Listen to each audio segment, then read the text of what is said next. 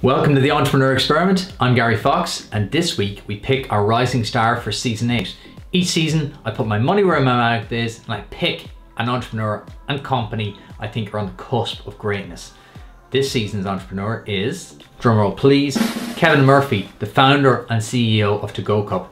2GoCup have a lofty mission. They want to change the entire world, and they're starting that by getting rid of all single-use coffee cups. I hear their story. But first, quick shout out to my sponsor, Sage. Kevin, welcome to the pod. Thank you very much. Great to be here, Gary. That is a very serene, peaceful background I'm looking at. Garden room, very eco-friendly. Very eco-friendly. I'm having a coffee. You're having a coffee. Black coffee has to be done. We may as well start right there. Kevin, what do you do? A good question. I'm the founder and CEO of 2GoCup. My name is Kevin Murphy. Should probably bring in my name at some point here. I've previously been a climate ambassador on Tashka. I have been a special advisor to Zero Waste Scotland, and I was named a Business All-Star One to Watch. So probably easier to explain what we do by going through the problem. Global scale, naturally, of course, we're on the Entrepreneur Experiment. So there are 500 billion single-use cups used across the planet every single year. Less than 1% of these are composted, recycled, biodegraded. The obvious solution is a keep cup. And the reality is about 80% of the Irish population now own one of these, but only about 20% will actually use it. So the solution doesn't necessarily work. To give you a bit more closer to home figures, it's about 200 million single-use cups are used here in Ireland every year. It breaks down to about 550,000 every single day, or 22,000 every single hour. So I suppose the key part of what we do as 2GoCup is there's 4 core values. The first is we have to be cost effective for every single business. So we have a minimum financial saving of 75% for every single outlet we work with. The other is we have to be affordable for every consumer. We do not believe sustainable choice should be more expensive than any alternative. We have to be just as convenient as getting your coffee as per normal on a Monday morning. And then finally, we have to be a net benefit for the environment. So the best way to kind of explain how it works, Gary, is when you pop down to your local coffee shop, absolutely nothing changes in your customer journey. You'll go in, you'll order your cappuccino, you'll pay for your cappuccino, and then you'll pay €1 extra for a 2GoCup, basically a reusable cup. Go about, enjoy your day, and if you're a bit of a coffee head like myself, you'll probably pop into another cafe later that day, drop back that cup and receive your €1 back. So you've no longer spent money. Basically like the euro in the shopping trolley. Then how it works through the business is we have a completely cost neutral structure. So if we go into you and you're a cafe on the Joe's corner there and you do 700 coffees per week, we'd recommend you buy 700 cups, which will cost you €700 and serve coffee as per normal the next week. You'll then take in 700 €1 deposits, you hand them to us, we hand you more cups, and you start the system again. Simple as that. That does sound simple. How do you make money if it's all free? It's a great question. 2 key parts. So firstly, we own our cup. We've gone and built it. So the best way to kind of explain how this all came about is we started with a pilot operation that ran across Dublin City Council, Trinity College and DCU back in 2019. It was supported by the EPA and the LAPN here in Ireland. Effectively, what we tried to do was remove single-use cups across several outlets in the 3 organisations and see what the Irish consumers would take of it. We ran it for about 3 months and we were in the news in about 9 different countries, so very successful pilot operation.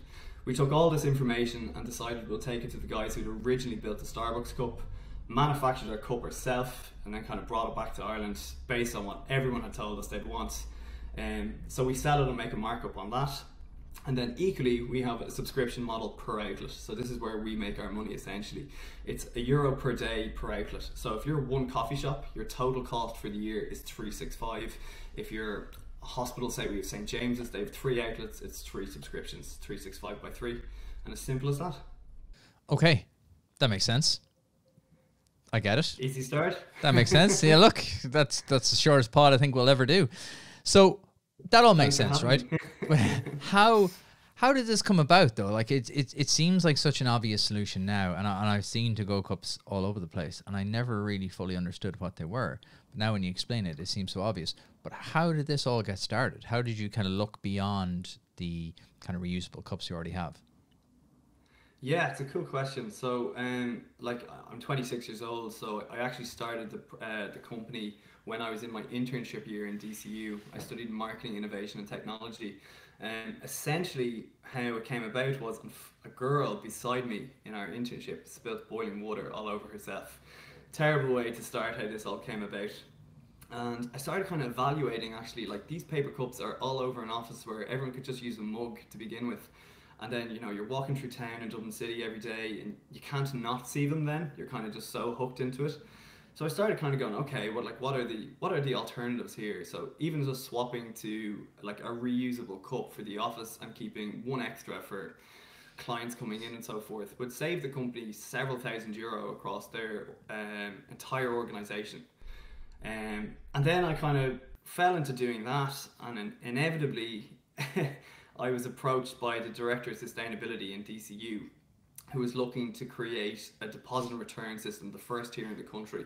Now, if I knew at the time that I was probably fifth or sixth down the list to even be asked, I probably wouldn't have did it. But essentially, I took it on as, okay, can this be done? And quite quickly, we developed and created a green environment team, which included the city council, several of the universities, several catering groups. And like, as I went through my final year, I essentially tried to develop what was possible, what was not. And towards the end of that year, we were lucky to launch it into those three organizations. And the rest is history. Did you plan to launch a business from this, or did this just organically evolve as you went through this process?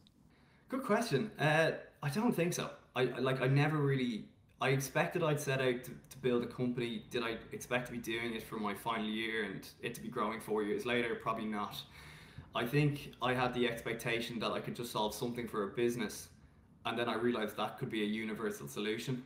And then as I went through the pilot, I found it more of a learning curve to take kind of theory and put into practical solutions. And I think I've always taken that through into my latter years of outside college too. Like, everyone's got an idea, but like, what's actually realistically plausible, and then what's the buy-in going to be? So it's kind of why I love KeepCup. I appreciate them as a business. I understand what they're trying to do, but it's exactly the same point I put to the general manager, was their theory is fantastic. We'll all buy one of these, we'll carry it around every day, I'll wash it every evening, I'll use it 3-4 times a day, hopefully.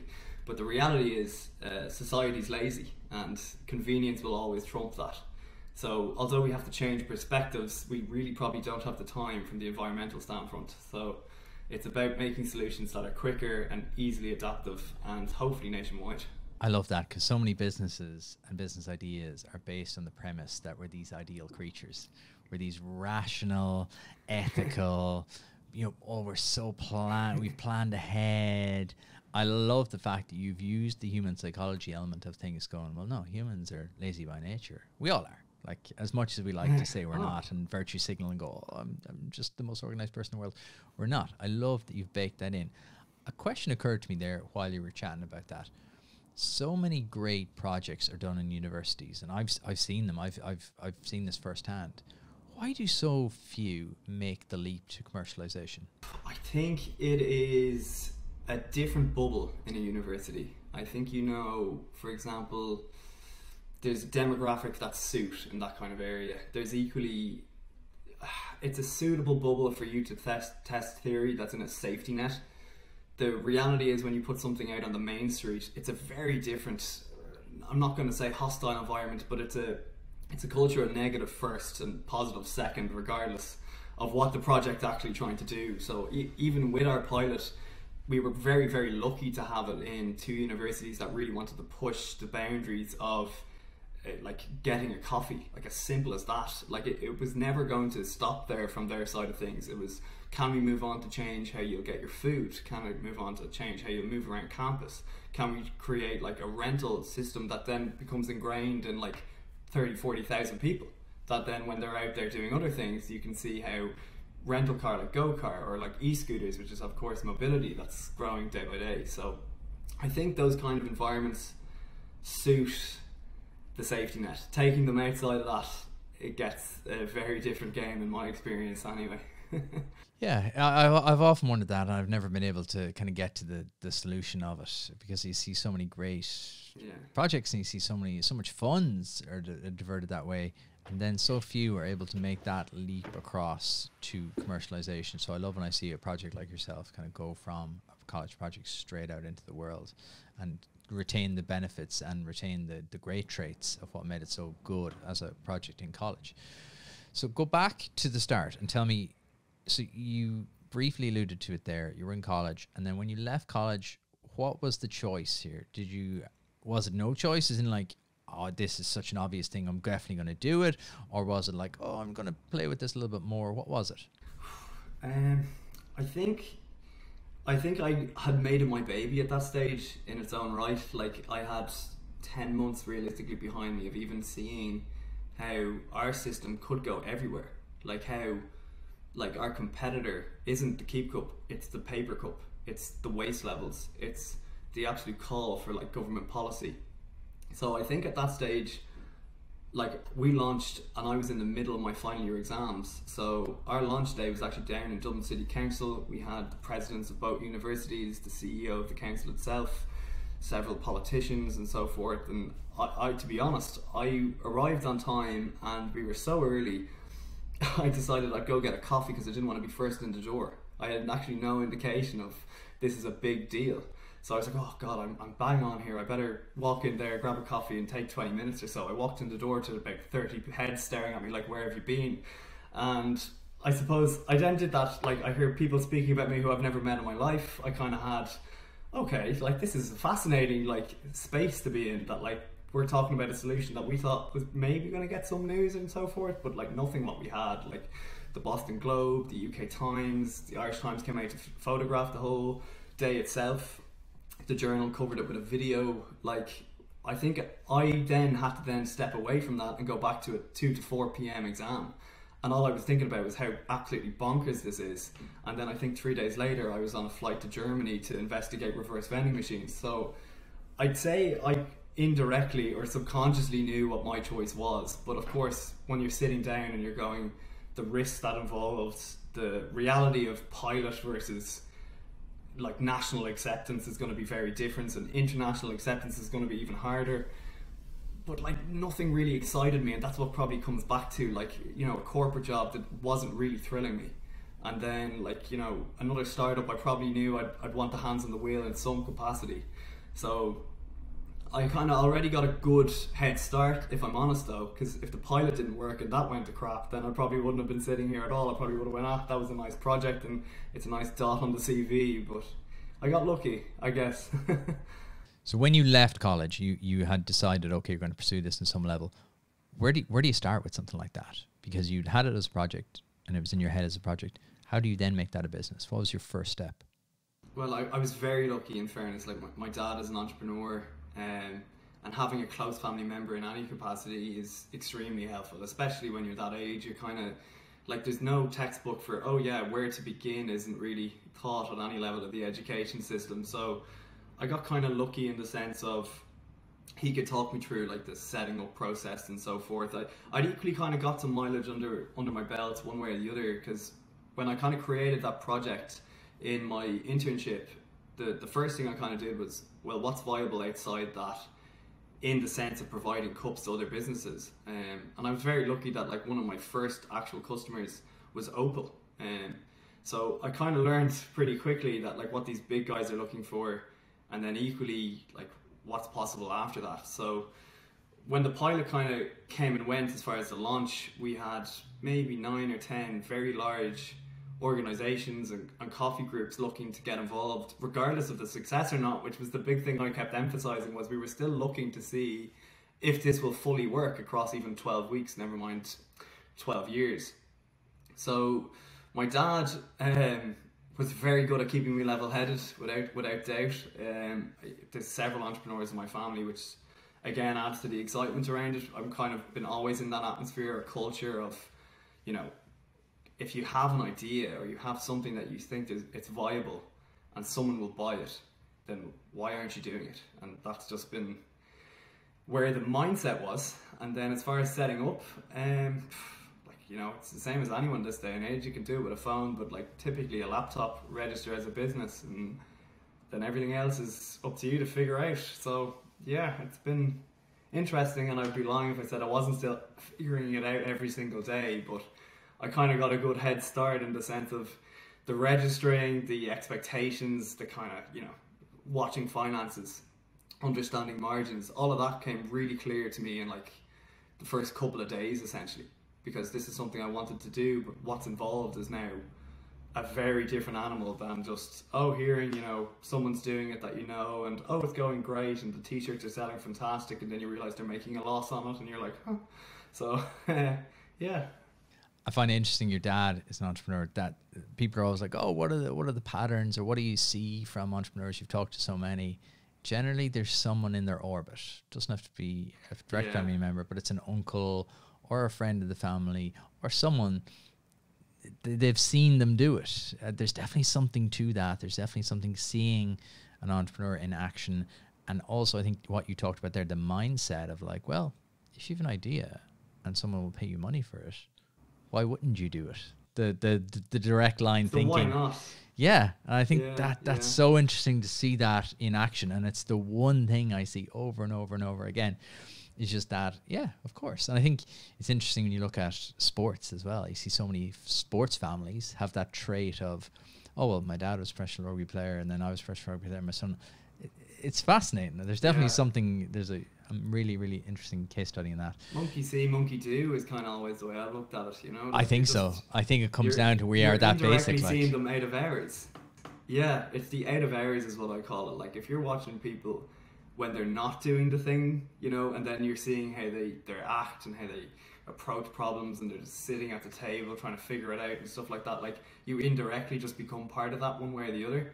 So like even like several of my friends and so forth, like even my close culture we'd rather discuss things that were like testing the boundaries, you know. So like it didn't feel like a big jump in any capacity for me once I did do it. It just felt like another day. And you kind of do wake up though, definitely in the first while, of what do you do now, or like where is the direction you're going. So having like core values has been really important to me anyway, personally. Having like 4 key principles to stand by, because you get a lot of, especially in what I do, like the first year in the country, like we had requests coming from, maybe even now we've got as far as South Africa, the east and west coast of America. I've worked with Canada, I've worked with India, I've worked with government groups in Scotland. Like it's about knowing which is going to be suitable for you, but equally knowing like, is this your day to day, or how do you make that your day to day? It's not as clear cut as the 9 to 5 structure, you know. You go in, you know, you check your email, it's more like you're 6 a.m. and you're like, should I take that meeting at 10 o'clock? Yeah, it's overwhelming, I think. There definitely is. And I think that's also another reason why it's good to see another entrepreneur, because it can be a little bit, you don't know what to be doing. You're not sure where, should I be doing this? Is this what you do on a Tuesday? Like, what should I, you know, whereas in jobs, you're like, okay, turn up on Monday at 9 and do this until 1, then go for lunch, and then come back at 2 and finish that till 5. You know, whereas as an entrepreneur, it's literally like, well, figure it out. You know, especially when you're doing something quite new, doing something that's kind of a market leader, world leader. So it's quite difficult, I would imagine. How have you got your head around that? How have you, okay, you've watched your dad, but how have you felt your way through the project? Because what you're doing doesn't really have as a roadmap to follow.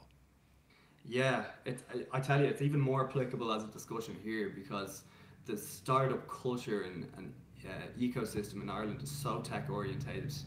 It makes physical products very, very like alien to like 90% of like investors, or like, you know, shareholders, as far as like people on the street. They think startups, they think tech. When you're telling them you're doing a physical product and you're changing coffee, it becomes a bizarre discussion. I don't know how I've handled it, to be honest. It is very strategic. I'm probably never switched off in the sense of what's required or what we're doing. There's no playbook for this. There's absolutely none. There's no like, oh, okay, start a tech company, hopefully go for investment, come up with, you know, your theory, apply it essentially. There's none of that. So it's a lot of practical adaptation, especially with the projects we'll get asked about. Like, we're a cup company on the face of it, but we'll probably get asked about anything to do with the circular economy. So anything to do with Like, can we remove waste, or can we reduce it, or adapt, you know, solutions that people will accept across different demographics, etc., etc. It becomes very, very interesting, and that's probably what keeps me so excited all the time. So, like, you know, we could have airports asking, could we create systems where you get your coffee and drop it at the gate? Then we're getting festivals looking to keep all their cups in-house. Then you've got, like, everything from zoos looking to wonder, can you get your coffee and create a river flow, essentially, and you'll drop it back at the other end. Like, we've worked on a lot of crazy things, and right up to where we were working with the Scottish Government on a project to remove single use across 3 cities in one go. So, you get a lot of bizarreness, but there's no template for that. Like, there's no, oh yeah, let me just find this done in history and reapply it. So you take your learnings from different success stories, and probably better learnings, to be honest, from the failures that we've seen.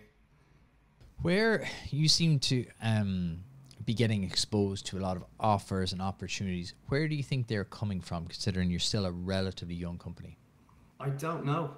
I think it's because everyone can wrap their head about what we're doing right now, and I think that's a key part to it. So, you know, a €1 deposit and then reapplying that to the mindset of putting €1 in your shopping trolley, and like that's a concept that nearly everyone can understand.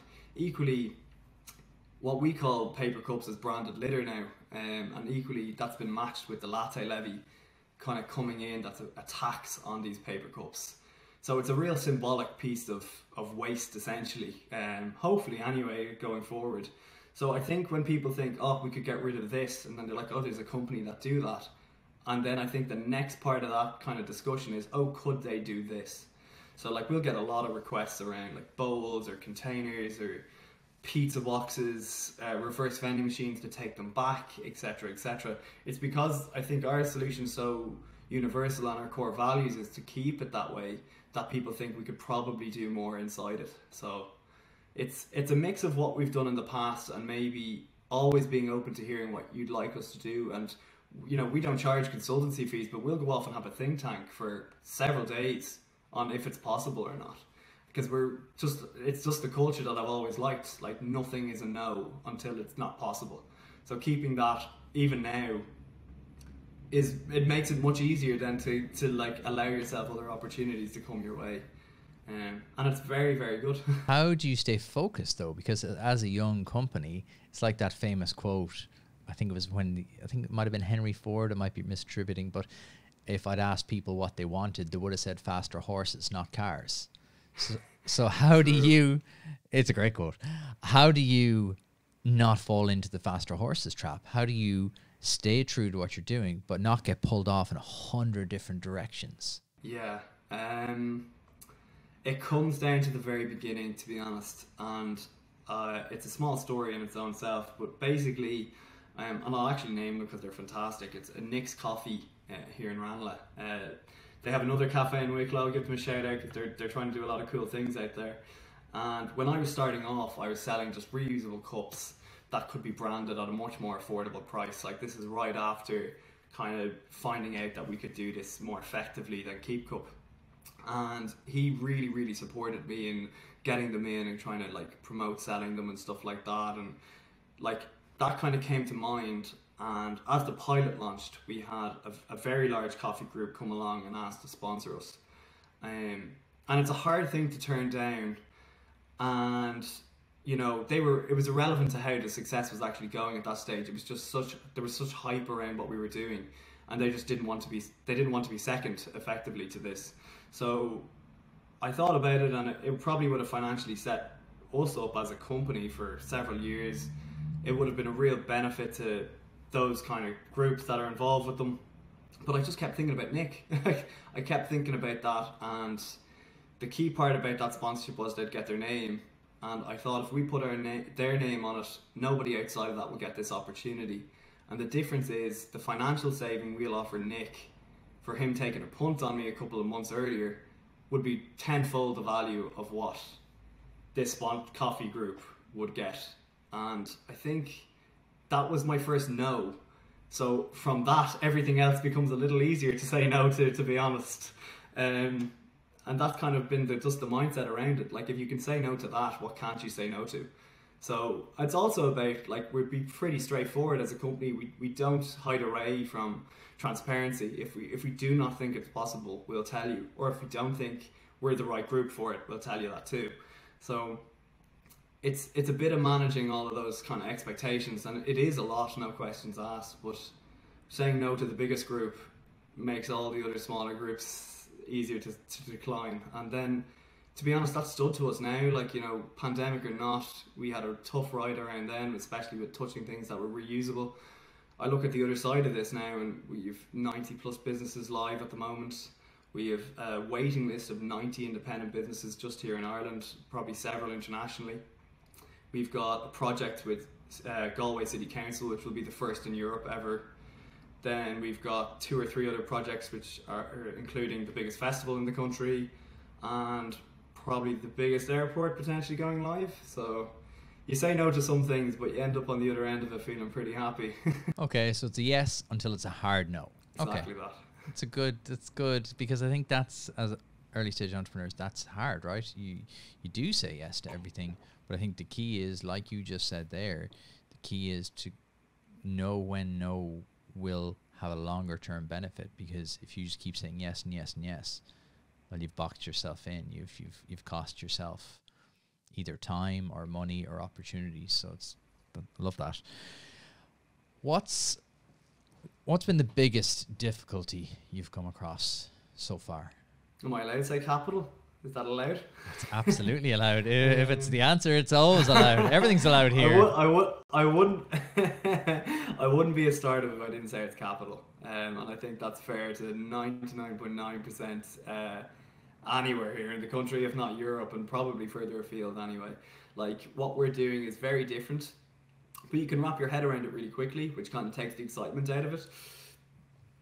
At the same time, it's been a slow and steady kind of drive. Like, we've luckily had capital come along at the right point, and I kind of look back even now to put in perspective. We'll start from the beginning. Like, the Environmental Protection Agency backed us, Dublin City Council backed us. We luckily, you know, we had a list of businesses looking to get involved. Then we could kind of take that capital and we could bootstrap it then to the next stage.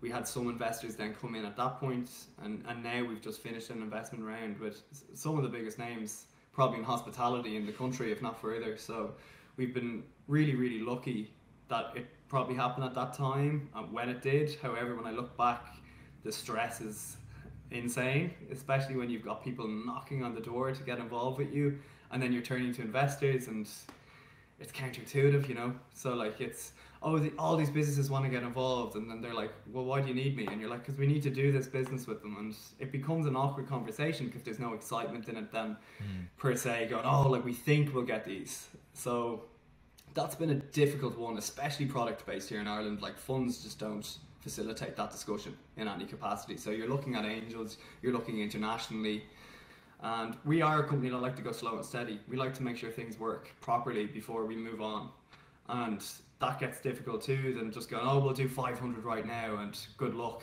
because it'll just create more waste, and that's against the values of the net benefit. So it's been a difficult one, but like, you know, now I'm on the other side of it as of like 3-4 weeks ago, and you know, I can credit a huge amount of people for that. And now I'm going, it's great, it was really easy, you know, like it was just a simple marathon you had to run. But that's been difficult without question.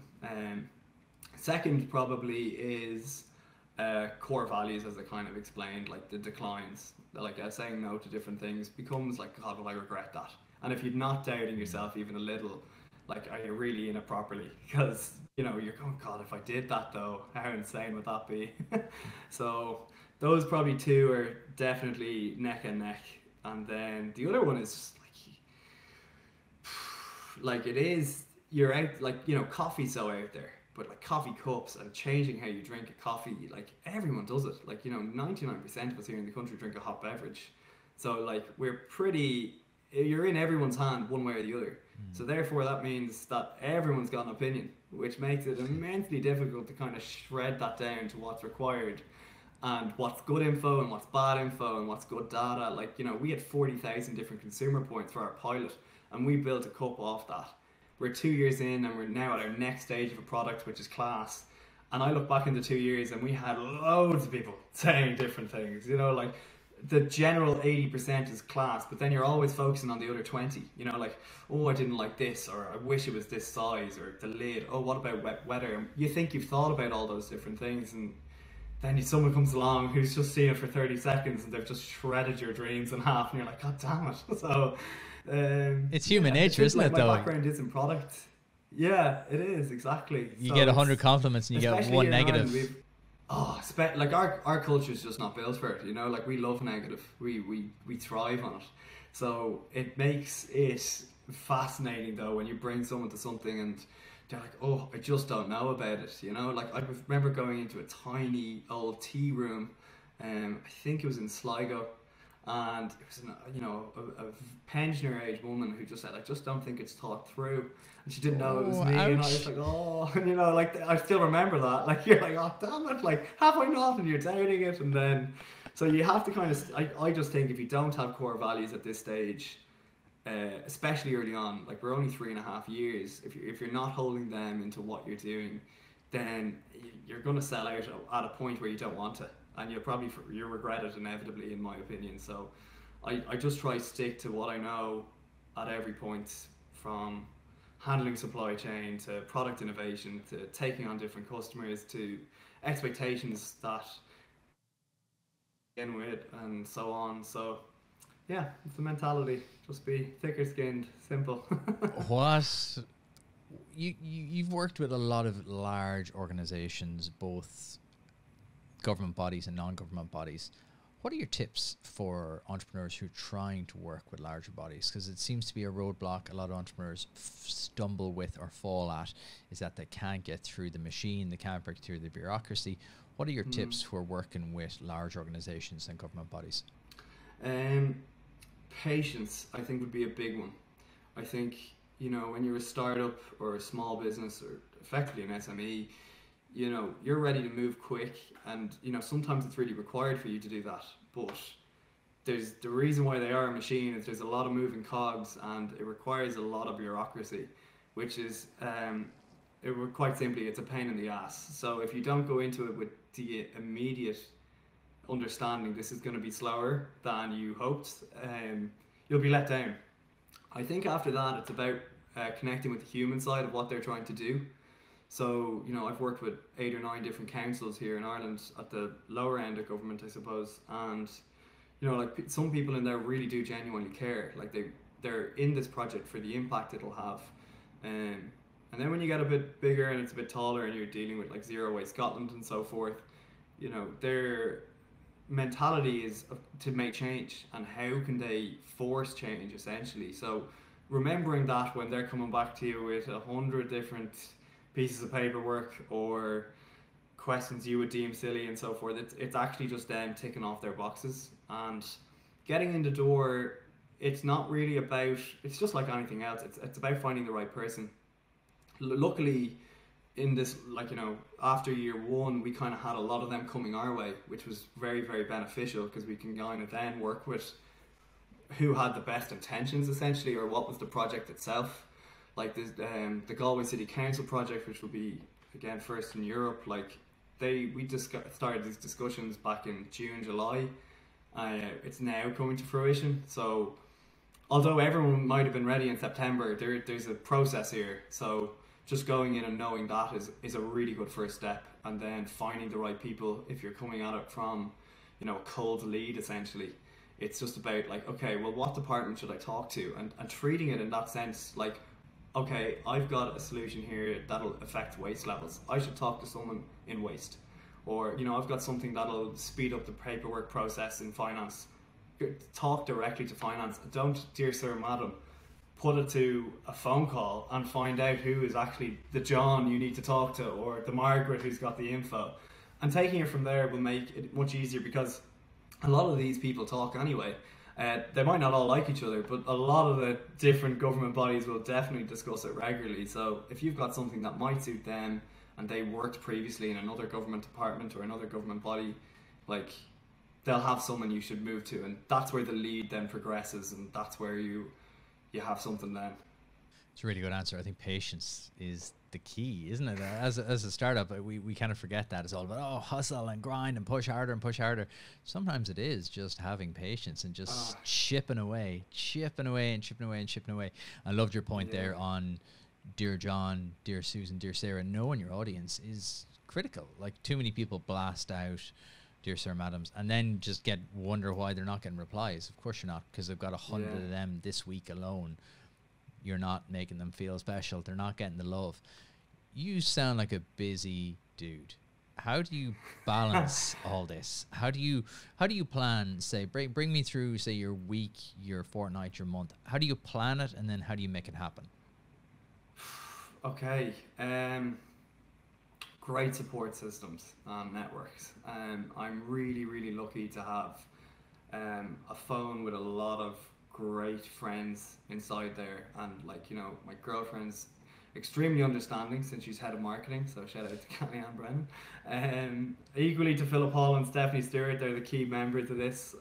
But I think it's about, it's again coming down to the human side, like, you know, going to have people you can vent to essentially is a good coping mechanism, and I think that's key to it. So having people who, you know, you can explain what's going on in your day to day, your week or your month, or the problems you're having is so essential, and ones who will just listen. You know, like, you don't need answers, you just need space to escape essentially.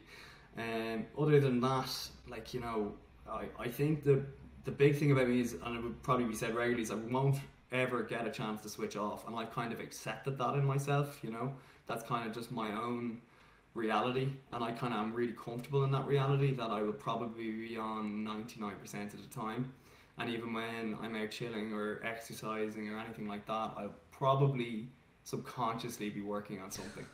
And that keeps me excited anyway, to be honest. You know, like, I love what I do, so it's not really, it doesn't feel like work. It doesn't at all, and I would be lying if I said it did. It feels more like a really weird adventure, and I don't know where it's going next. And that is like, it's a core value just of myself. Like, it's safe, but it doesn't excite me. But words I use a lot. Like, it needs to really thrill me. So on my day to day, like, I will probably have my week process lined up. You know, like what's required, and then I will go day by day in that. So taking in the moment in that sense of, okay, I will literally have a notepad that'll have Monday to Friday. And I'll have the day before that, I'll have what's required of me in that week. And then it's about going day to day of, oh, I need to get that ticked off. I could do that tomorrow. So that would be my week. Exercise 3 times a week at least. And then after that, it's just good food and trying to relax, you know, as much as that's physically possible. They're kind of the key parts to it on a weekly basis. On a monthly and quarterly, it's managing finances, it's, you know, analysing cup quantities, it's understanding where the flow and the change in hospitality, which has been very like hostile, I suppose is the word, over the last 2 years, and then it's outside of those parts, it's just keeping something that'll keep you relaxed in your plans. You know, like, if it's a holiday, it's a spa day, it doesn't matter what, like, it's just having that kind of like, okay, I've got that escape to move towards, I'll take it then, you know, that kind of way. Good family, good friends, no questions asked. Like, I don't know if I could do any of this if I didn't have them, you know, without question. Like, family has been really, really key. And especially at my age, you know, like, I'm now getting older, it feels. I feel like I'm really old. I feel like I've got 20 years under my belt in so many ways. Like, and people's days are just so different to mine. Like, you know, oh, what were you doing today? Like, oh, I was speaking to 60 hospitality businesses in a conference in Galway. Then I came home and did a brief phone call with, like, you know, a tiny cafe who's very worried but really eager to get going, and like, you're jumping from scale to scale, and then, you know, you've got finance questions, you've got questions from investors. So like, my day is just never going to be normal, and then accepting that and then looking towards the things that make you really happy. So the Brennan's family make me very happy, the Murphy family makes me very happy. Yeah, working with good people, of course, too. Jesus, if I felt like I was coming into a really strict work group who were head down, I just don't believe in a culture of 9 to 5. I know how stupid that sounds to say, and it's very startup-esque, but like, if you work better starting later, why on earth would I want you in at 9 a.m. when I know you're not going to be there? Like, really, you're physically, but you're not mentally. And then, you know, with our job too, like, hospitality doesn't work to those hours, so why should we? So it's really about, like, if you come in and you crunch out 4 fantastic hours, like, there's no point wasting time, you know, other than that. So I question a lot, I suppose, is the main point of that. How do you hold yourself accountable? How do you make sure you are working on the correct things? Yeah, good question. I think the people around me do, and I think that's really important. That, like, you know, I'll be fairly vocal with goals. I'll be fairly vocal with what we want to achieve. So I'll know indirectly that if they aren't made, it's not the only person who doesn't feel that's not made. There's a couple who I'll keep obviously in the back pocket. I don't want to show all my cards, but, like, you know, having an expectation you want to get, or you know, what budget we're going to hit this month, and like going over that and stuff, like those kind of things. If you're not transparent with it, you're not really being held accountable by anyone. So having that, like, out there, this is the plan, this is what we're going to do, makes everyone also very clear on what the plan is and why we're making this decision. But yeah, transparency, I think, helps with accountability. I love that. It's something I've been thinking about a lot recently, because it keeps coming up in chats with entrepreneurs, is that their biggest challenge is accountability, keeping themselves accountable, especially during COVID. I think when everyone was a little bit isolated, accountability seems to have been the one thing that people have really struggled with. Even the most disciplined people have struggled with it. You mentioned something interesting there about hospitality changing over the last couple of years. What have you seen?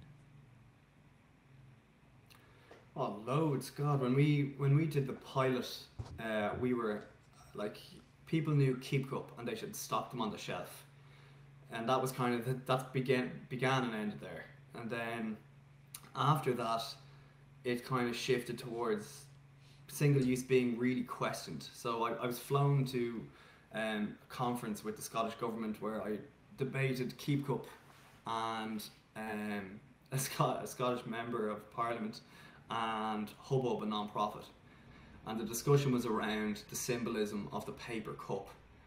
So it was amazing. Like, it was just such a surreal experience. I had graduated, I think, the week before, so it was really weird to be at this now. Like, we had just about built our 2GoCup, like the one that's out there at the moment.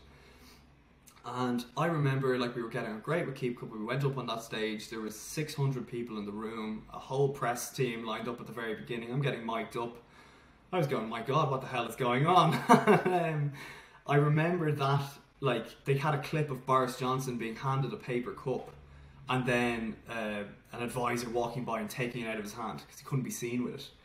And I remember going, like, wow, and people probably remember that clip, like, you know, he's going, what's going on, for like those 5 seconds, and another coffee's handed into his hand. But like, that was kind of the beginning. I think I realized, like, there is a real shift here of, like, at the top level down of, we need to change this.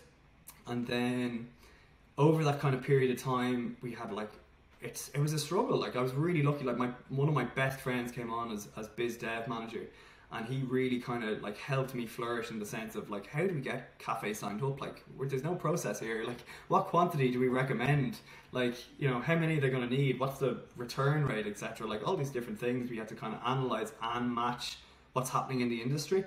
So then we spent, like, 4 months where it was a real grind, and then we had a real turn in maybe January 2020 where there was a big influx of people wanting to get involved. Like, so we started, like, okay, we're going to need marketing to kind of navigate through, like, not only them understanding it, but, like, customers understanding it on the front of it.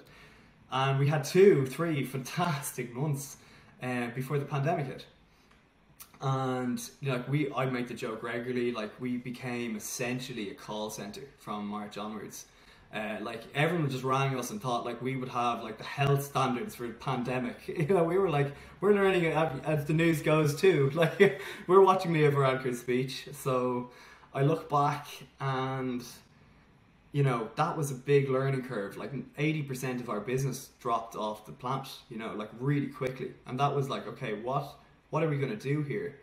And if it wasn't for the fact that I was appointed then to the Global Emergency Reuse Task Force, which was put together by City to Sea, a non-profit in the UK, but it had a member of government across maybe 20 countries, including the Scottish Government, which gave me a little bit of a buddy in there. And on top of that, we had like the Lord Mayor's office, we had someone from the WHO from New York. So it gave me a real 3 to 6 months of like sitting in on these meetings and effectively hearing what's happening on reuse. And I got lucky there because it was zero here. Like, you know, we were in lockdown. There was no indication of 2GoCup coming back. Like, what is the plan? And then, you know, 6, 9, maybe 12 months later, then we started seeing a flourish of businesses, and one of them was a hospital. St. James's Hospital was one of the first businesses then to come back and be like, we want to stop our single use, it's flying out the door. Since then, to jump ahead a bit, we've got maybe 13 hospitals. I think 9 have started, another 4 to go. And we'd like to make every hospital in the country reuse only. So that kind of correlated with the trend. And then, you know, in the last 3 to 6 months, I think everyone's just been trying to find their feet, which has been difficult, naturally, especially for independents, more so than the larger guys who've had really, really great seasons, essentially, because all you could do was drink coffee. And then now we've seen a real turn where single use is like, you know, ignoring the cost of these cups from the consumer side to the waste level, but to the businesses themselves have really changed. And now reuse seems to be the top priority, and we're really lucky to be hopefully trailblazing in that industry. You seem to have been catapulted into some really unusual situations, and some situations you probably didn't feel 100% qualified maybe, or suitable, or how did I wake up here? Oh yeah. Do you that was a very polite way of saying it, Gary. Years of practice. Do you ever suffer from imposter syndrome? Yeah, absolutely. God, how could you not? Like, you know, I went for like 2 or 3 pints before I spoke twice at that conference in 2 full rooms of 600 people. Right, and I went for 2 or 3 pints the night before. Like, I was not on edge by any capacity here. Like, I needed to be at my A game. 2 or 3 coffees were certainly had when I walked into the room, and I was like, they were wondering how I came through the front door. Like, they were like, oh, you came through the front, and I was like, yeah. And like, this was a major atrium.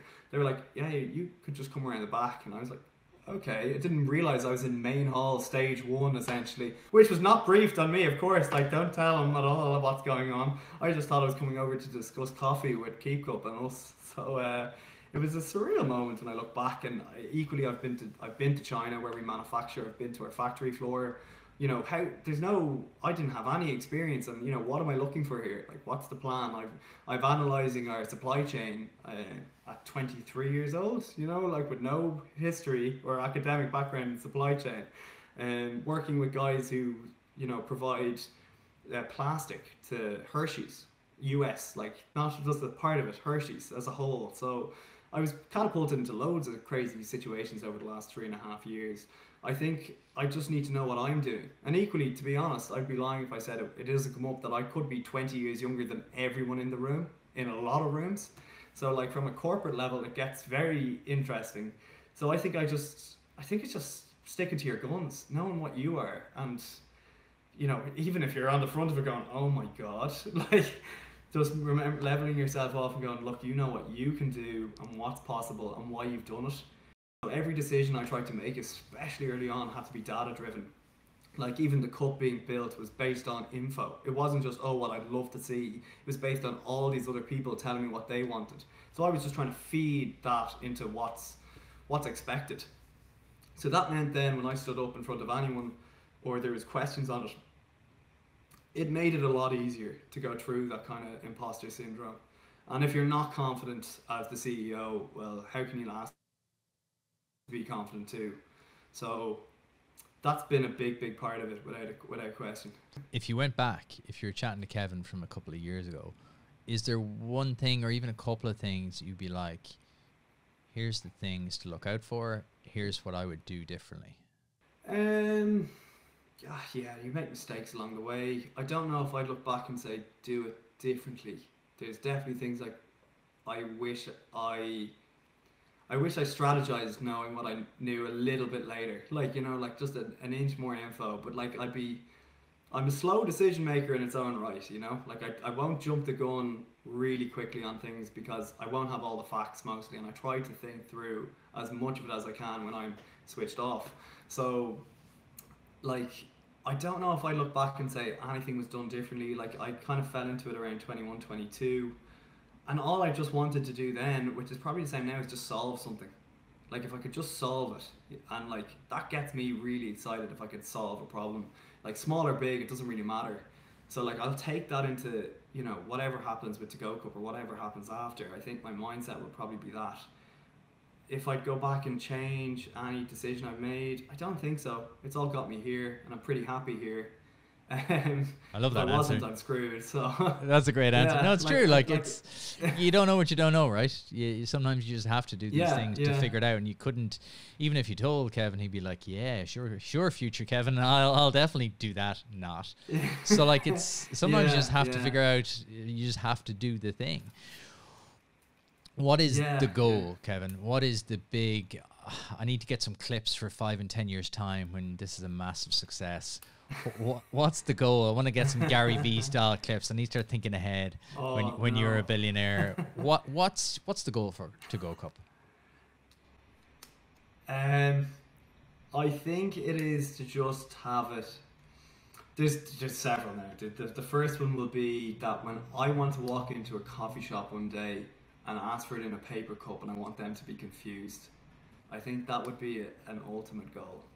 I think I would love to have it that what is the typical normal now has been changed by us. That becomes unusual. I think that as a universal kind of solution would be really cool. Other than that, I think I just want to have a reality of the next 5 or 10 years with 2GoCup that we just keep changing things. Like I just want us to keep changing things no matter what. Like I don't have, you know, I want to have the cup with an LED screen on the side of it so people can see advertising. I just want to always take on projects that'll change the status quo, and I think I've always loved that. I think it's just anything that kind of knocks things on its head and makes people think would be great. Like even getting people thinking is class for me. You know, like I luckily I've had a couple of talks over my time, and I remember there was one student who came up to me from a university not too long ago, to be honest, and said like it just got me thinking, and I just thought that was cool. Yeah, like that was cool. better than anything else. You know, like I got 4 fucking SWOT analysis points for this. Like it was more like like that got me thinking. Like what could I do? Love that. Or like I had someone saying to me like he's going to build an e-commerce site for his bikes or something. Like that stuff is just nuts to me. You know, like yeah, like that's sick. So if I look back in 5 or 10 years and I can think back to those moments more so, I'd be really happy. And if we happen to do some mad stuff along the way, like yeah, that'd be the goal. Class answer. I love that. Just do cool things and have Thank fun you. doing it. It's as good as it gets, right? We all overthink this stuff. We all try to think of like, oh well, my 5-year plan is this and my 10-year plan is that. Do cool stuff and have like the you know, craft. you have different answers. Like exactly, like you know, if you're not enjoying it, like what the hell is the point? It's already stressful enough. Like it honestly, it's already stressful enough. So if you don't enjoy the heck out of it, like it becomes a waste. And you can see how you hear a lot about like startup burnout and stuff like that. And like I get that completely. You know, like you can get how you get tired. So I think if you're not like, oh, this is cool, like like if you've lost that, then a lot of it then that's fairly boring, and go do something boring then. You got to stack the deck in your favor, exactly like you say. It's going to be hard enough without you making it even harder on yourself. Is there a book that's kind of made an impact on you personally or professionally on the journey? Yeah, good question. Okay, I think reading a book is not more so about the book, it's when you read it. And I think that's really cool, and I think that's key as well. So I was traveling Southeast Asia right after, God, was it my second year of college or third year of college essentially? So I was going into my final year, if I have that right. And 2GoCup I was trying to do at the same time with the time difference, which was nuts, and that was really difficult. But I read Joyland by Stephen King, and it's basically a book, and I didn't expect it because I just love Stephen King for naturally the horror and the switch off.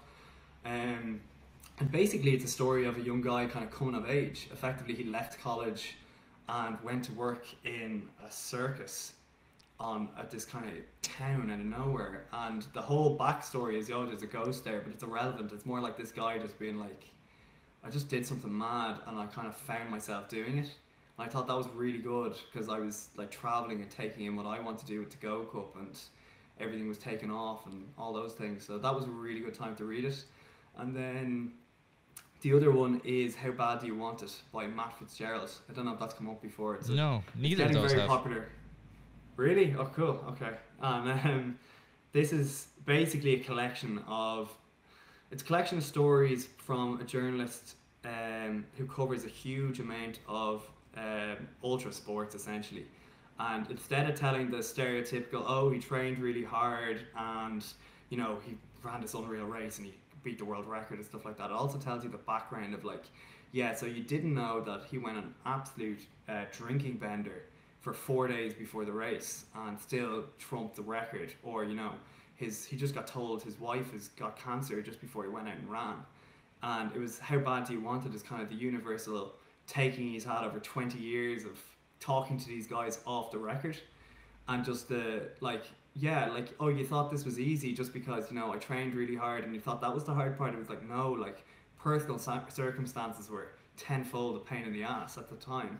So I think I took at the beginning of the lockdown, and I think it gave me a bit of purpose as well. Like, you know, nothing is as it seems. I think everyone accepts that, but like the difficulty around, oh yeah, like you think I went through just, oh, I started a cup company, then I ended up falling into a pilot, oh, and then I built a product and I went to China, and then I came back and was speaking with that, and none of that was planned, but equally none of that was easy. But like when I get to write it out one day, hopefully it'll come across that way. So the off the record stuff will be the amazing part to that, and I think that's why I enjoyed it so much. I love that answer. That's class. It's not planned, but it's not easy. That's brilliant. That's because it sums it up perfectly. They're too great. I'm definitely going to get the How Bad Do You Want It. That sounds like a class recommendation. Unreal. Really would recommend it. Like it's a slow burn, and like you have to really accept. Like even the narrative is really good because it starts with like, oh, this is how successful it was, like 3-time world record, 3 races in a row, and then it gets into, oh yeah, this is terrible. This is also what was going on. And that's the reality, so, right? Yeah. That's why I love doing these pods, because people always love the narrative of like, I did this, I got that, and now I'm here. And then they look backwards going, oh yeah, you know, I look back at it now, they were the best days of my life. No, they weren't. They were really hard. They were really tough. There was all sorts of stuff going on that no one ever knew about. And now you're here. But equally, I think it's really, really, really important to share the journeys along the way and to go, yeah, look, yeah, that sums it up brilliant. I'm going to rob that gratuitously. I may credit you, I may not, but I'm going to take that. Go for it. It's not planned, but it's not easy. Now when we get off the phone. Copyright, Kevin Murphy, 2022. Kevin, where can people learn a little bit more about 2GoCup? Yeah, so to learn more, I'd probably say go to our website, so www.2gocup.ie. You'll find a lot of us on socials, all platforms, so just give us a search, drop us a DM, let us know what you're thinking. Equally, you can find myself on Twitter, you can find me on Twitter, don't come near me on LinkedIn, I'll say it pretty openly. Yeah, there you go. Perfect. Listen, Kevin, thanks so much for joining us. Thanks a million, appreciate it, Gary. Hope you enjoyed my chat with Kevin. If you love interviews like this and you want to start your own business, this is the channel for you. Click here to subscribe and click here to listen to last week's interview. I'll see you back here next week for a brand new interview.